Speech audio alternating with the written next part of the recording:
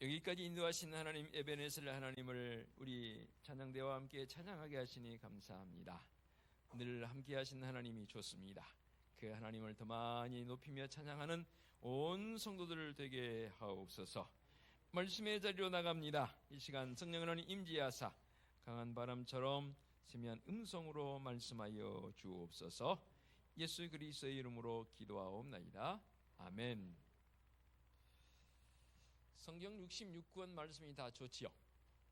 그래서 너무 좋아서 우리는 읽고 묵상하고 때로는 연구하기도 합니다. 저도 개인적으로 성경이 다 좋지만 그 가운데에서 좋은 구절들이 있거든요.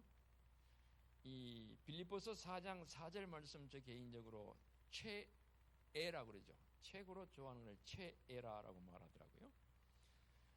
누가 그러대요. 한글은 계속 진화하고 있다. 최애의 말씀으로 저는 꼽으라 하면 4장 4절의 말씀입니다. 주 안에서 항상 기뻐하라.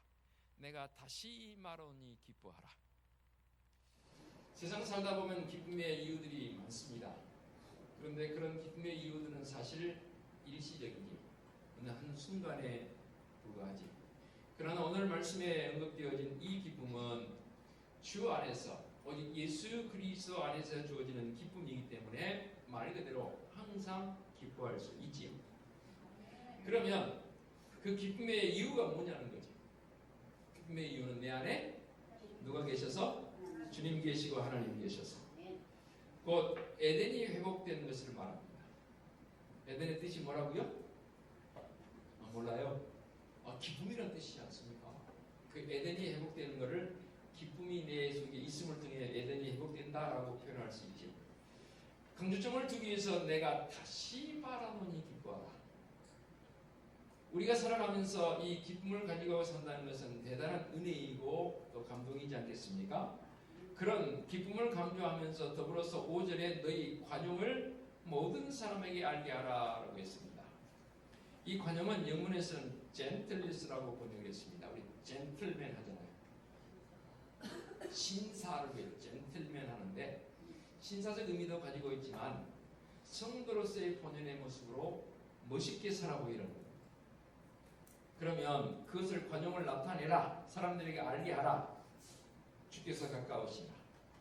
이 관용을 잘 나타내 보였던 성경의 인물 가운데 대표적인 인물이 누구냐면 바로 요셉이에요. 요셉이 얼마나 그 삶 속에 관용을 나타내며 살았는지 그 나라 왕이었던 애굽왕 바로가 애굽의 행위적 요소를 보고 그에게서 뭘 봤다고요? 하나님을 봐요. 대단한 겁니다. 이거. 직접 하나님이 이런 분입니다 저런 분입니다 설명하지 않아도 그의 행위적 삶의 모습에서 하나님이 드러나는 거예요. 이게 바로 관용입니다. 그렇습니다. 예수 그리스도 안에서 주님 안에서 간직한 성도적 삶의 기쁨은 이렇게 삶의 자리와 연결이 되어져서 관용의 모습으로 나타내 보여진다 그 말이죠. 그러면서 계속해서 우리가 이 땅에 살아가며 추구해야 할 삶의 모습이 뭐냐면 이 염려 근심의 모습을 다 우리의 마음속에서 제거해야 합니다. 완벽하게 제거될 수는 없는 일이지만 신앙의 연단을 통해서 이 염려 근심의 모습, 때로는 고통의 모습도 충분히 제거할 수 있는 것 아니겠습니까? 그래서 오늘 말씀의 제목을 믿음으로 마음을 지키기라고 했습니다. 분명하게 우리의 말씀을 통해 주실 것은 7절 하반절 너희 마음과 생각을 지키시리라 그랬습니다. 누가 지켜주신다고요? 하나님께서, 주님께서. 그것을 저는 믿음으로 바꿔서 설명을 해놨습니다. 우리의 마음의 크기는 하나님만큼 크다 했지 않습니까? 그렇게 우리의 마음은 커요. 그러니까 여러분들 자꾸만 다른 사람들에게 쫌생이 뭐 그런 말 쓰면 안 돼요. 우리의 마음은 하나님만큼 넓고 커요.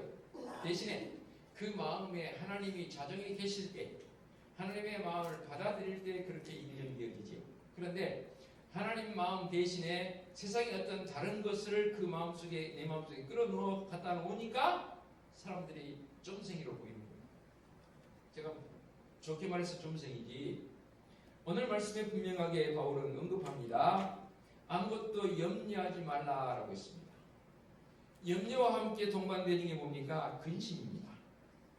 더불어서 불안감도 우리에게 있지요. 그래서 최소한 믿음의 성도들은 이 염려와 근심과 불안에 사로잡히면 안 됩니다.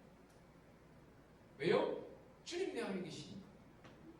아니, 다르게 표현해 본다면 염려와 근심과 불안이 나의 마음을 사로잡지 않도록 우리는 부단히도 다른 예배자로 말씀의 능력으로 나아가야 된다 그 말입니다.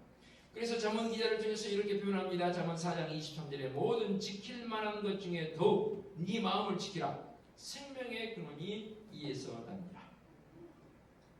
우리의 마음을 지키는 거, 여러분 마음 지키는 게 쉽습니까? 쉽다고 생각하시고 아니면 어렵다고 생각하시고 뭐 그것도 이것도 중간이에요. 저는 그렇게 결론을 내리고 있습니다. 믿음 안에 있으면 마음 지키는 거 쉬워요. 근데 믿음 안에 있지 않으면 이 마음 지키는 게 너무너무 어렵습니다. 염려하지 말라는 말의 이 원어적 표현의 유사성을 가지고 있는 단어가 성경 66권 가운데 무려 500번이 넘게 강조되죠. 정확하게는 550번이라고 하는데, 그럼에도 불구하고 오늘날 믿음이 있다 하는 사람들마저도 세상 살아가면서 이 염려 근심으로 말미암아 삶의 모습이 피폐해지는 그런 경우들을 심심찮게 봅니다. 더더욱이 요즘 문화가 발달하고 여러 가지 환경이 좋아졌음에도 불구하고 사람들은 생존 경쟁이라고 표현을 써가면서 살아가고 있습니다. 설상가상으로 악한 마귀 사탄은 우는 사자처럼 삼킬자를 지금 두루 찾아다니면서 찾고 있는 이 불안함 속에서 염려, 근심, 걱정, 불안, 이것을 우리가 제거해야겠는데, 내 힘으로 된 것이 아니라 주님의 은혜로 능력으로 된다 했지 않습니까? 2차 세계대전 당시에 나왔던 통계 자료가 있어 그들이 인용을 합니다. 당시에 전쟁에 나가서 전쟁으로 인해서 죽은 병사의 수가 무려 35만 명 정도 된다고 합니다. 세계 통틀어서. 근데 전쟁에는 나가지 않았는데 이 전쟁의 공포로 인해서 정신병 내지는 심장마비로 죽은 숫자가 얼마냐면 100만이 넘다고 합니다. 총을 쏘다 총에 맞았거나 전쟁으로 인해서 죽은 병사가 35만인데 전쟁에 나가지도 않았으면서 전쟁의 공포와 두려움으로 인해서 그 스트레스로 인해 죽은 사람이 100만이 넘는다는 통계 자료들을 보고 그렇구나, 결국은 마음의 문제이구나라고 결론을 내립니다. 더러 의사들 내지는 여러 심리학자들은 그런 통계를 내지 않습니까? 결국 우리가 흔히 걸리는 이 위장병 내지는 여러 가지 육신의 진료적 요소가 원인이 뭐냐, 이런 경우도 있긴 해요. 운동을 너무 많이 해서 생기는 병도 있어요. 또 운동을 너무 안 해서 생기는 병도 주어지는데, 뭐 그런 움직임 속에 주어지는 이 질고도 있지만 제일 많은 질고는 뭐냐면 마음에서 우러나오는 질고입니다. 이 마음과 신경계는 계속 연결되어 있고 신경과 또 우리 육신의 장기적인 요소는 연결이 되어 있지 않겠습니까? 그래서 이 신경성으로 인해서, 즉 염려와 근심과 불안으로 인해서 발병되는 그 발병이 오히려 70% 이상을 차지한다고 해요. 염려라고 하는 이 말의 원어적인 뜻이 뭐냐면 분열시킨다라는 뜻을 가지고 있습니다. 이해력을 분열시켜버리고 감수성을 분열시켜버리고 판단력을 분열시켜버리고 심지어는 믿음까지도 분열시켜버리는 게 바로 이 염려입니다. 할 것은 안 하고 안 할 것을 하게 되어서 결국 실패적 삶으로 갈 수밖에 없는 상황, 그 출발점이 어디냐면 염려로 인해서 주어진 겁니다. 그런데 이 염려와 근심으로 끝난 게 아니더라고요. 과정이 있더라고요. 염려와 근심 다음에 염려와 근심이 생기면 그 다음에 발생된 게 뭐냐면 원망과 불평이 앞섭니다. 염려 근심 많은 사람들은 어떤 조건이 주어졌다 불평합니다. 원망합니다. 그럼 그걸로 그치느냐? 그렇지 않습니다. 그 다음 단계가 있는데 좀 전에 말씀드렸죠. 이게 육신의 모습으로 연결이 됩니다. 그래서 신경질적인 사람이 되게 되고요. 심지어는 삶을 포기하게 되는 낙담자로까지 연결이 되죠. 무섭습니다. 그럼 여러분에게 묻고 싶어요. 여러분의 마음에 염려와 불안, 근심이 있습니까? 있으면 있다고 없으면 없다는 말씀입니다. 있습니까? 없어요. 없다고 말해야 되는 거 아니에요. 그래야 뭐가 되지. 이제 실컷 설교해 놓으니까 있어요 그래 버리면 제가 뭐가 됩니까? 좀 이렇게 눈치 와서 좀 이렇게 좀 이렇게 입service 좀 해주세요. 예, 있어요. 설교하고 있는 저도 있어요. 그런데 있음에도 불구하고 그 염려와 근심을 어떻게 다스리냐 하는 게 관건이잖아요. 이게 중요하잖아요. 더 무서운 것은 이 염려와 근심은 결국 뭐냐면 파멸이기도 하지만 죄악의 모습으로 우리를 이끌고 간다는 사실. 뭐가 죄입니까? 못된 짓 하고 강도 짓 하고 그런 게 죄입니까? 당연히 죄지요. 그런데 근본적인 죄의 모습은 불신앙입니다. 하나님이 없는 것. 하나님을 부정하거나 하나님 계시지 않고 하나님을 받아들이지 않는 그 자체가 죄거든요. 그래서 사실 주님을 믿지 않는 자들 향해서 당신 죄인입니다 라고 지적하면 싫어할지 몰라도 사실인 걸. 우리가 잘 알고 있는 말씀 마태복음 6장 27절 이렇게 말씀하면 너희 중에 염려함으로 그 피를 한 자라도 더할 수 있다? 없다는 거예요. 베드로 사도는 이렇게 고백합니다. 너희 염려를 다 주께 맡기라. 이는 그가 너희를 돌보심이라 라고 말씀하고 있습니다. 염려와 근심과 불안 내지는 탄식, 사실 이것을 자주 하게 되면 될 일도 안 돼요. 그러다 반대로 감사와 기쁨으로 살게 되면 안 될 일도 돼요. 여러분 이쪽은 하면 안 하십니까? 기회를 놓쳤어요. 그런데요, 더 참 가슴 아픈 일은 이 염려와 근심과 불안과 공포를 해결하기 위해서 믿지 않는 사람들은 여러 가지 방법을 동원하더라고요. 대표적인 방법이 뭡니까? 이게 뭡니까 이게? 떨쳐보려고 음료수. 그렇군요. 음료수 마시면 음료 드시면 떨쳐지는군요. 배웠습니다. 감사합니다. 술 마심을 통해서 음주를 통해서 뭔가를 잊어버리려고 합니다. 그래요. 그 순간 취하게 되면 잊을 수도 있겠지요. 근데 그게 잊어집니까? 심지어 어떤 사람들은 염려 근심으로 인해서 잠이 오지 않습니다. 그러니 수면제를 먹기로 합니다. 물론 의사 만나서 저는 잠을 자고 싶어서 수면제 처방받아서 잠자는 그런 경우도 있어요. 그게 나쁘다고 말하고 싶지는 않아요. 심지어는 이 염려와 근심 불안을 없애려고 어떤 사람은 마약에 손을 대기도 합니다. 결론은 뭡니까? 파멸. 우리가 어떻게 그러면 염려와 근심 불안을 극복할 수 있을까요? 맡겨야 합니다. 분명히 오늘 말씀을 통해서 우리에게 그렇게 제시하고 있지 않습니까? 아무것도 염려하지 말고 다만 모든 일에 기도와 간구에 그걸 감사함을 하나님께 아뢰라라는 이 말씀은 무슨 뜻이냐면 맡기라는 겁니다. 베드로 사도도 그런 고백했지 않습니까? 맡기라는 겁니다. 맡기긴 맡기는데 그 의심성을 가지고 맡기게 되면 되지 않습니다. 맡기기는 맡기는데 온전히 맡겨야 합니다. 그럼 맡기는 모습은 뭘까? 어떻게 하는 게 과연 맡기는 것인가? 아니 예를 들어서 차라리 눈에 보이는 물건이라면 아무개 집사님 우리 장로님 저거 맡겨놓을 테니까 좀 맡아주세요 할 수 있잖아요. 근데 내 마음인데 눈에 보이지 않는데 어떻게 맡겨?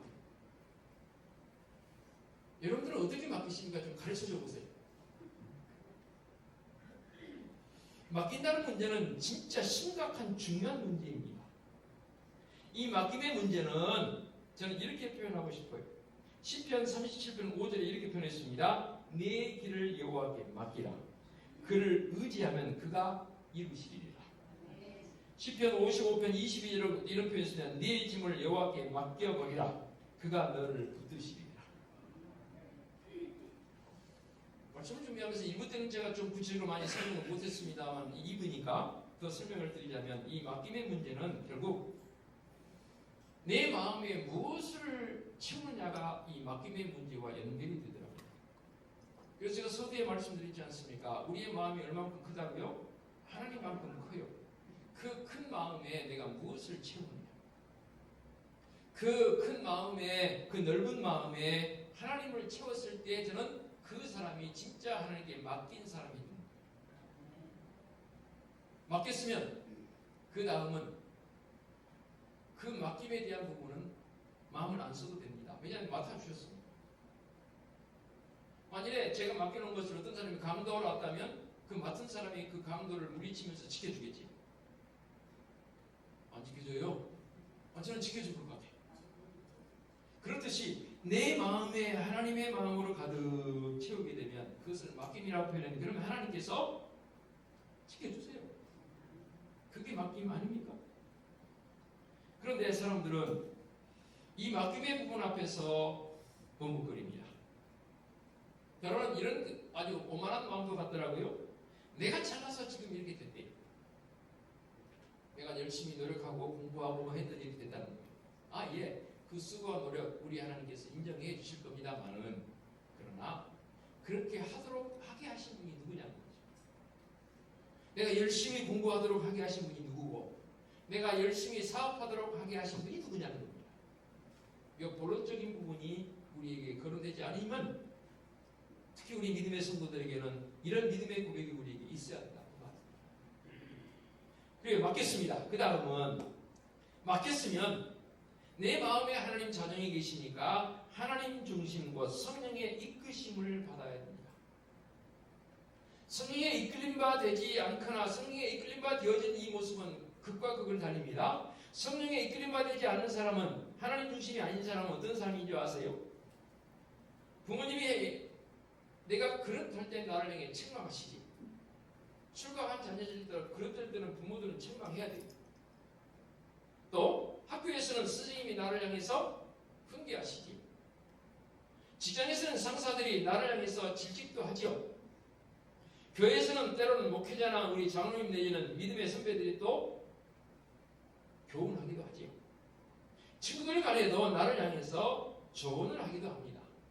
그런데 내 마음에 맡기지 않은 염려와 근심으로 가득한 사람은 그 말들을 좋게 받아들이지 않습니다. 뭐라고 생각하는지 아십니까? 나를 무시하네. 이렇게 생각이 되게 되면 그다음부터는 큰일입니다.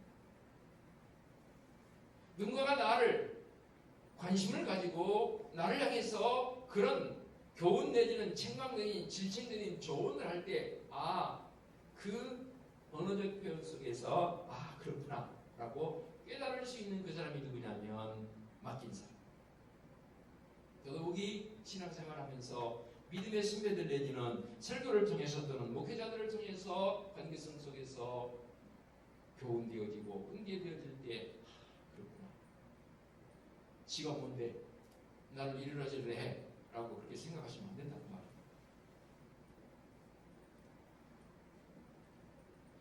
어느 청년이 유명 학자였던 우리 알베르트 슈바이처에 가서 이렇게 물었대요.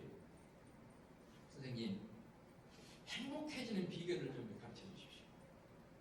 우리 선배들에게 한번 물어보겠습니다. 여러분이 슈바이처입니다. 제가 청년입니다. 여러분, 행복해지는 비결을 제게 좀 가르쳐 주십시오.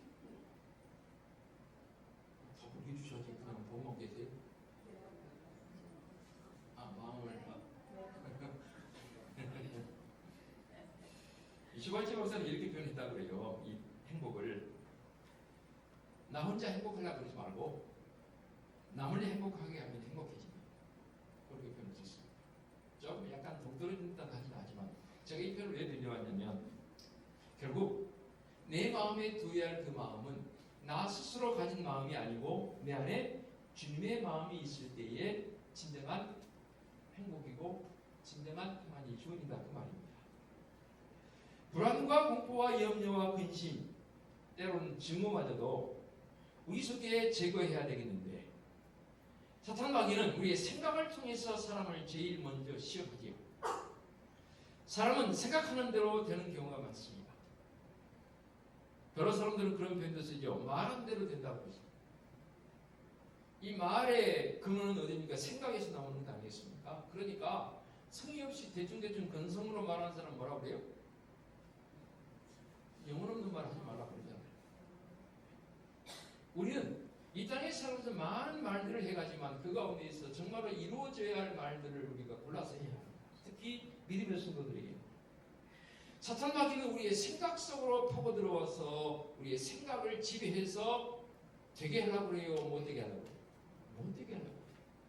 그러나 말씀의 법은 우리 하나님은 우리 속에 들어오셔서 우리의 생각을 통해서 하나님의 역사를 이루시려고 하는 것이죠.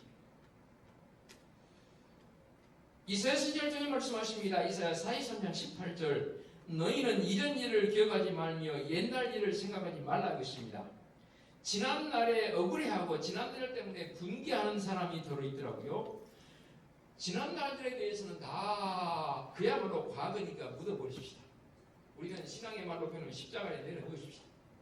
그리고 지금 앞으로 되어질 일들 하나님 내 마음에 전향하시기에 하나님께 내게 뭐라고 말씀하실까? 되어질 일들 위해서 나가자는 것인데 그러려면 어떻게 해야 할 것인가? 6절의 말씀에 이렇게 표현했습니다. 아무것도 염려하지 말고 다만 모든 일에 기도와 간구로 너희 구할 것을 감사함으로 하나님께 아뢰라. 마인드 컨트롤 나 혼자 이렇게 하고 저렇게 하고 뭐 흔히 말하는 세상 사람들처럼 수행하면 되는 것인가? 쉽지 않습니다. 그러나 우리에게 그 방법을 제시했습니다. 뭡니까? 기도와 감사. 기도와 간구로 나아가며 그 삶 속에 감사적 표현이 있을 때에 비로소 염려적 모습, 때로는 불안정 요소 다 제거되어집니다. 그렇습니다. 아무것도 염려하지 말고 다만 모든 일에 기도와 간구로 너희 구할 것을 감사함으로 아뢰라는 말씀 우리는 요절로 배우고 있습니다. 기도는 모든 문제를 해결하는 열쇠이지 않습니까? 염려와 근심거리는 다 기도하라는 신호인 줄로 믿습니다. 이런 모든 문제는 기도로 해결해야 합니다. 주님 말씀하십니다. 마가복음 11장 24절 내가 너희에게 말하노니 무엇인지 기도하고 구하는 것은 받은 줄로 믿으라. 그리하면 너희에게 그대로 되리라. 저는 이렇게 해석하고 싶어요. 기도하고자 무릎 꿇었다. 그러면 그 무릎 꿇은 자체 행위 속에 우리 하나님 인정하신다. 그 말이 됐어. 내가 할게. 기도적 행위가 그거 아닙니까? 이렇게 저렇게 설교하는데도 여러분 기도 안 하시겠다면 무슨 배짱입니까? 다시 말씀드립니다. 주님 말씀하신 내가 너에게 말하는 무엇인지 기도하고 구하는 것은 받은 줄로 믿으라 라고 되어질 때 그 말씀 속에는 내 마음속에 염려와 근심이 생겼습니다. 나 혼자 마음을 다스릴 수가 없고 너무 힘들고 어렵습니다. 그래서 뭐 정서적 문제는 상관없습니다. 집이 됐건 직장이 됐건 사업장이 됐건 교회에 됐건 상관없습니다. 직접 행위적 요소로 무릎을 꿇는 일도 있겠지만 내 마음을 무릎 꿇는 자의 모습으로 주님 앞에 나와 주님 앞에 나왔습니다. 라고 고개 숙이는 것입니다. 꿇는 것입니다. 그 다음부터는 하나님이 하신 줄로 믿습니다. 그게 바로 여기서 말씀하고 있는 된 줄로 믿으라는 거예요. 받은 줄로 믿으라는 거예요. 그래서 꿀자는 거죠. 그래서 기도와 간구로 나가자는 거죠. 그렇게 육신 좀 편해보자고 영적으로 괴로움을 여러분 스스로가 겪고 계십니까? 그렇게 육신이 좀 편해지고 싶습니까? 좀 더 부르십시다. 5번 부르시면 5번 내에서 10번 부르십시오. 주님 구할 말씀하시는 구하면 너는 내게 부르짖으라. 내가 네게 응답하겠고 네가 알지 못한 크고 은밀한 일을 과거에 비밀한 일을 그랬죠. 내가 네게 어떤 사람에게 주님의 은혜를 간구하고 부르짖는 자에게 꿇는 자에게. 그렇습니다. 오늘 믿음의 성도들의 삶 속에서 분명히 해야 할 일은 기도와 간구의 모습으로 우리에게 나아가야 될 것인데 참 신기한 일은요. 원망하는 사람하고 같이 다니는 사람의 모습 봐보세요. 그 사람 덩달아서 같이 원망합니다. 그래서 친구 잘 만나야 되는 거예요. 감사할 줄 알고 기뻐하는 사람과 만나는 사람 같이 만나서 다니는 사람 봐보세요. 그 사람 모습도 똑같아요. 기뻐, 감사해요. 여러분들은 어느 것을 택하시겠습니까? 로마서 8장 28절에 이렇게 말씀하고 있습니다. 하나님을 사랑하는 자고 그의 뜻대로 부르심을 입은 자들에게 모든 것이 합력하여 선을 이루느니라. 무엇이 선입니까? 착하게 많이 도와주고 하는 것 선입니까? 그것도 선이지요. 그러나 말씀을 통해 우리에게 말씀하고 있는 선은 뭐냐면 감사하는 사람, 그 사람이 선을 이루어가는 사람이라 그 말. 감사한 사람이 못되게 할 이유가 없습니다. 할 수도 없습니다. 해지도 않습니다. 누가복음 18장 27절 말씀에 이렇게 말씀하고 있습니다. 무릇 사람이 할 수 없는 것을 하나님은 하실 수 있느니라. 빌립보서 4장 13절 내게 능력 주시는 자 안에서 내가 모든 것을 할 수 있다 했습니다. 주님 말씀하십니다. 마태복음 11장 28절에 수고하고 무거운 짐 자들아 다 내게로 오라 내가 너희를 쉬게 하리라. 시편을 통해서 고백합니다. 27편 1절 여호와는 나의 빛이요 나의 구원이시니 내가 누구를 두려워하리요 여호와는 나의 생명의 능력이시니 내가 누구를 무서워하리요. 또한 시편 56편 3절 4절 내가 두려워하는 날에는 주를 의지하리이다. 내가 하나님을 의지하고 그 말씀을 찬송하올지라. 내가 하나님을 의지하였은즉 두려워하지 아니하리니 혈육을 가진 사람이 내게 어찌하리이까. 그래서 말씀 마무리하면서 물어보겠습니다. 나도 내가를 알지 못하는데 내가 뭘 할 수 있겠습니까? 그렇죠? 그러면 나도 나를 알지 못하는데 내 마음 내가 지킬 수 있습니까? 그렇다 아니다. 좀 분명하게 주소를 확실히 해보세요. 더 물어볼까요? 내가 나를 알지 못하는데 내 생각 지킬 수 있습니까? 내 생각, 내 마음 지키기 쉽지 않습니다. 그러나 내 마음에 하나님으로 가득하면 가능합니다.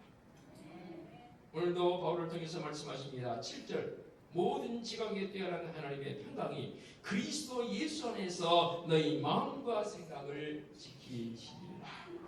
그렇습니다. 내가 나를 알지 못하지만 주님 나를 아십니다. 맡기십시오. 성령의 이끄심 받으러 살아가십시다. 기도합니다. 하나님 아버지 감사합니다. 염려, 근심, 걱정, 불안 늘 우리의 마음속에 도사리고 있습니다. 내 능력으로는 이것을 제거할 능력이 없습니다. 그래서 주님께 은혜를 구하고 주님의 능력을 간구합니다. 내 마음 우리 하나님처럼 넓다 있습니다. 내 마음에 우리 하나님 주님 좌정하시옵소서. 그럴 때 진정한 기쁨이 생기고 염려, 걱정, 근심, 불안 다 물러가는 줄로 믿습니다. 그리하여서 오늘도 내일도 하나님의 영광을 구하며 나가는 성도적 삶이 되게 하여 주시옵소서. 예수 그리스도의 이름으로 기도하옵나이다.